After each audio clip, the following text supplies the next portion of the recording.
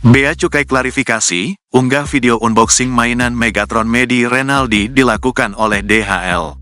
Staf khusus Menteri Keuangan, Justinus Prastowo mengungkap jika pihak yang membuka atau unboxing mainan Megatron milik selebgram dan YouTuber Medi Renaldi adalah DHL selaku perusahaan jasa titipan, bukan Bea Cukai. Di akun X-nya, Justinus mengunggah sebuah video yang menampilkan seorang petugas DHL tengah membuka paket berisi mainan tersebut.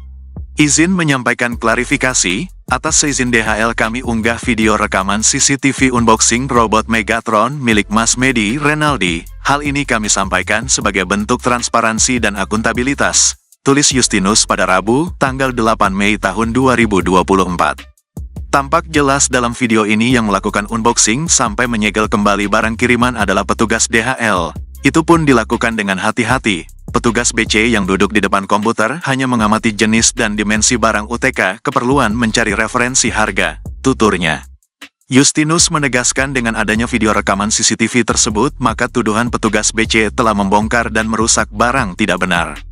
Sementara itu, Direktur Jenderal Bea dan Cukai Kemenkeu, Askolani sebelumnya juga menyatakan pemeriksaan fisik barang kiriman selalu didampingi oleh pihak PJT. Ia menyebut kewenangan membuka dan membungkus kembali barang yang diperiksa terdapat di PJT.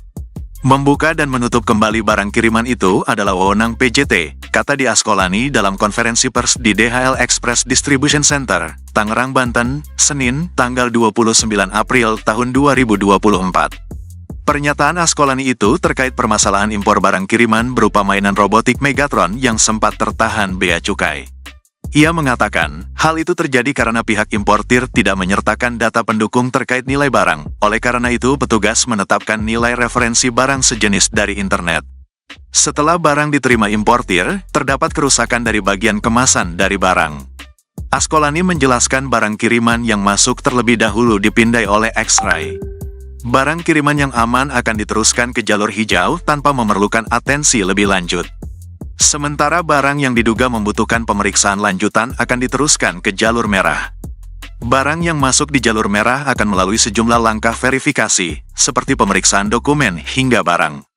Pada proses inilah barang kiriman kemungkinan akan diperiksa fisiknya.